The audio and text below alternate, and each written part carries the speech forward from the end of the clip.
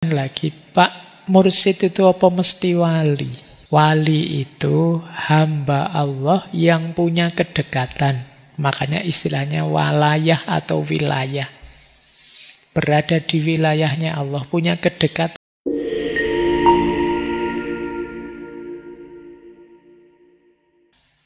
Assalamualaikum warahmatullahi wabarakatuh. Bismillahirrahmanirrahim. Alhamdulillahirabbil alamin. Wa bihi nasta'inu ala umurid dunya waddin.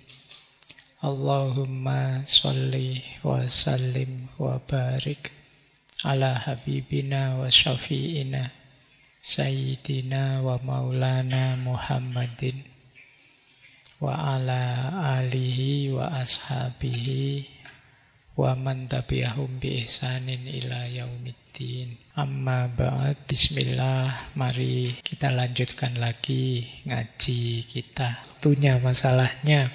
Ini terakhir-terakhir saya ingin membahas ini.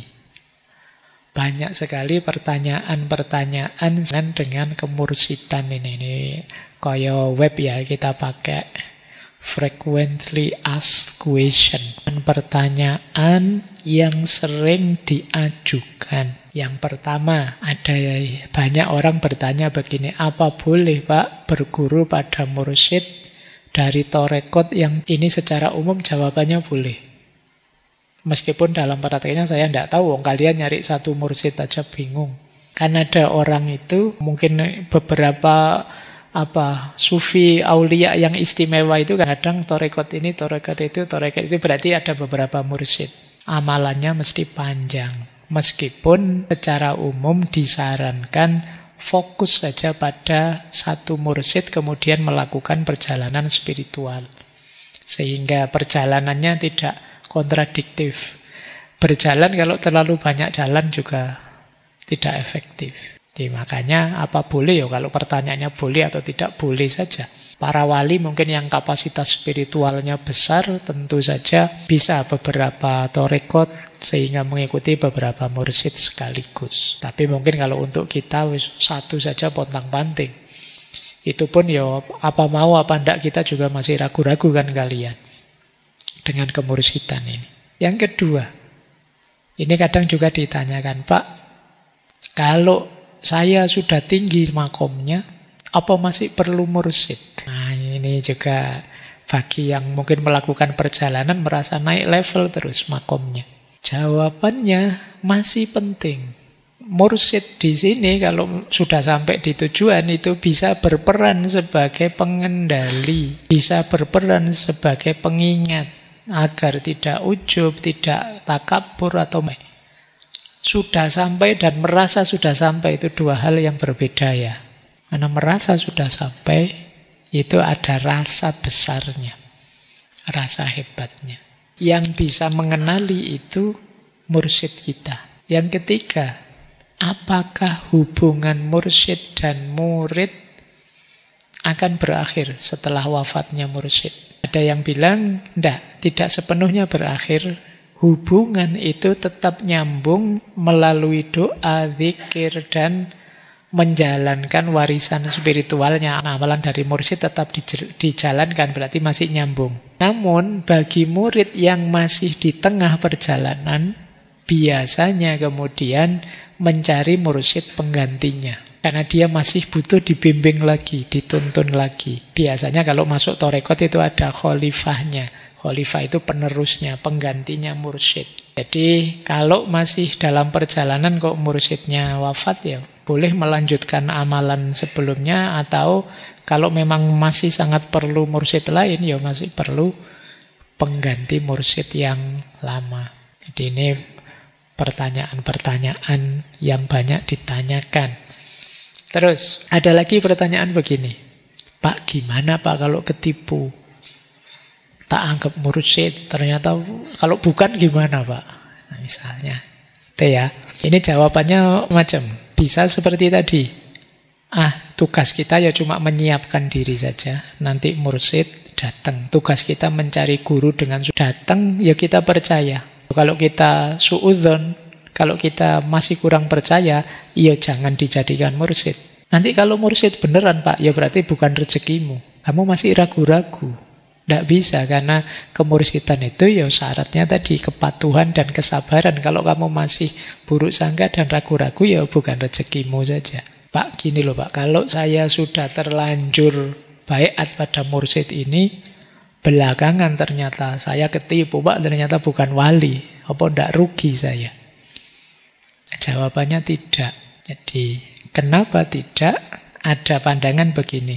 Husnudzonmu dan kesungguhanmu menempuh jalan spiritual itu adalah nilai tersendiri di mata Allah. Ternyata dia penipu, bukan urusanmu. Oke ya. Ini dulu diceritakan juga oleh Kanjeng Sunan Kalijogo. Teman-teman mungkin pernah dengar ya, dulu waktu kita sesi Sunan Kalijogo ada serat Dewa Ruci. Dalam kisah Dewa Ruci, itu kisah sebenarnya pada pokoknya Werkudara atau Bima yang diperintahkan oleh gurunya Pendeta Durna mencari banyu Perwitosari. Air ini sebenarnya tidak ada. Jadi tugas yang diberikan oleh Pendeta Durna itu sebenarnya tugas palsu yang tujuannya untuk mencelakakan Werkudara atau Bima. Tapi karena ketulusannya Bima, kesungguhannya untuk menemukan kebenaran, meskipun dibohongi oleh gurunya, pada akhirnya dia mencapai itu. Jadi sampai kemudian ketemu Dewa Ruci itu, manifestasi perwujudan dirinya dalam bentuk kecil yang masuk melalui telinga dan lain sebagainya. Jadi di kisah ini ada satu ilustrasi, gurunya tidak beres, tapi muridnya sungguh berniat baik dan berprasangka baik terhadap gurunya, pada akhirnya berhasil. Ini ya, ini logik seperti ini mungkin tidak masuk bagi teman-teman yang saintifik, positivistik, tidak nyambung. Tapi ini di ranah spiritual berlaku. Jadi tidak ada ruginya jadi orang baik, meskipun kemudian dibohongi, meskipun kemudian dicurangi. Justru mungkin menjadi jalan kemuliaan kita. Belakangan kita sering jadi orang yang curiga, serba prasangka buruk, akhirnya kita tidak melakukan kebaikan apapun. Itu problem kita hari ini ya. Terus saya lanjutkan. Bagaimana jika tidak ketemu mursyid zaman ini Pak? Sulit Pak saya ketemu mursyid itu Pak.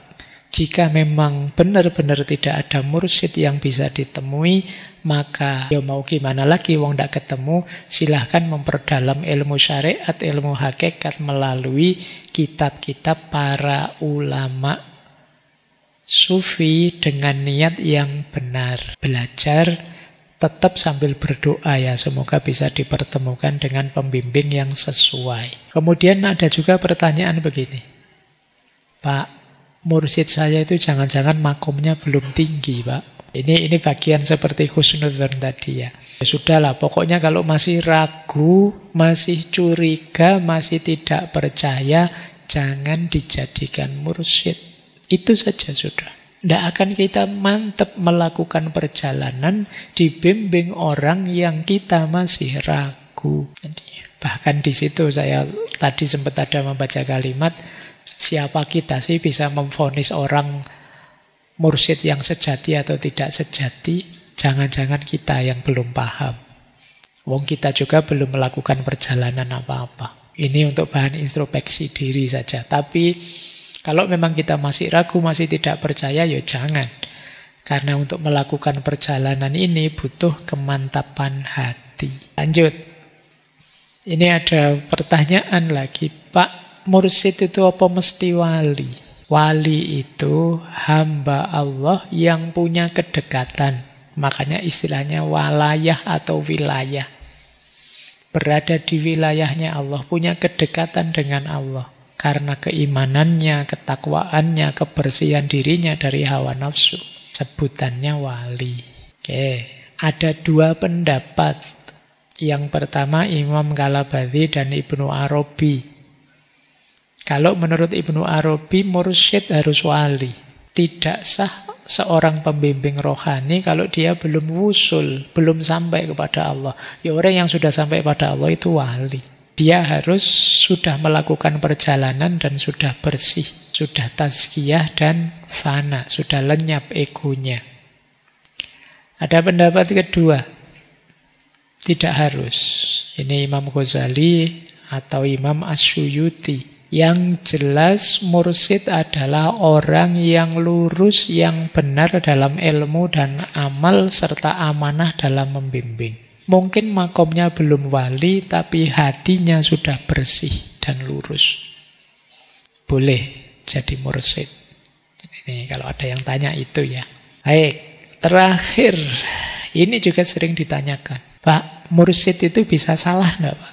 Mursyid masih manusia, tidak maksum, bisa salah. Boleh diingatkan, Pak, boleh. Kalau kamu tahu salah, diingatkan, tapi dengan cara yang ma'ruf. Di situ saya tulis beberapa cerita tentang kadang mursyid ya salah, tapi beliau ini kalau memang mursyid sejati, komitmennya pada kebenaran, diingatkan pun marah, tidak ngeyel. Saya bawakan beberapa cerita ya, kita akhiri malam hari ini dengan dongeng, biar kamu tambah pules. Yang pertama, Syekh Abdul Qadir Jailani. Satu ketika ada tamu ke rumah beliau.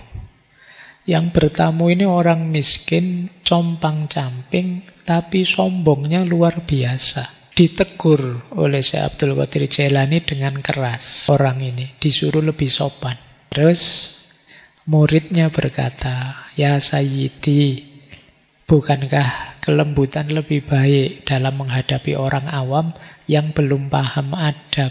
Syekh Abdul Qadir Jailani terus diam, berpikir sejenak, terus berkata, "Oh iya, engkau benar. Semoga Allah menjadikanmu termasuk orang-orang yang menyampaikan kebenaran dengan hikmah."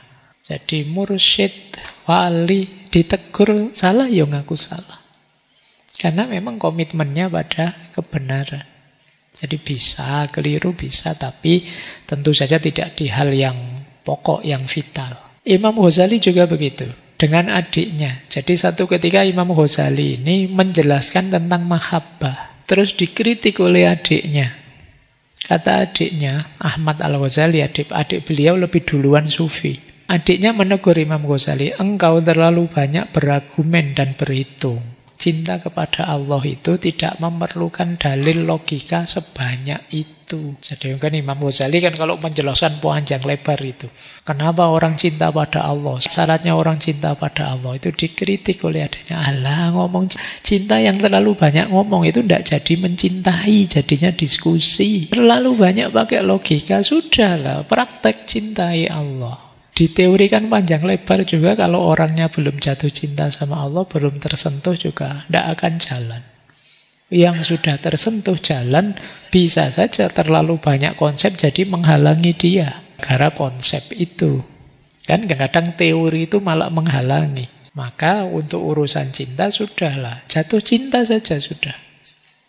Hidupkan cinta itu dalam hidup. Ini kritiknya adiknya pada Imam Ghazali. Imam Ghazali terus sadar itu. Diterima oleh Imam Ghazali, tidak dibantah, tidak mentang, "Alah kamu adik saja, anak kecil ngerti apa." Ini begitu. Saya yang rektor loh, ini zaman itu beliau di Nizamiyah.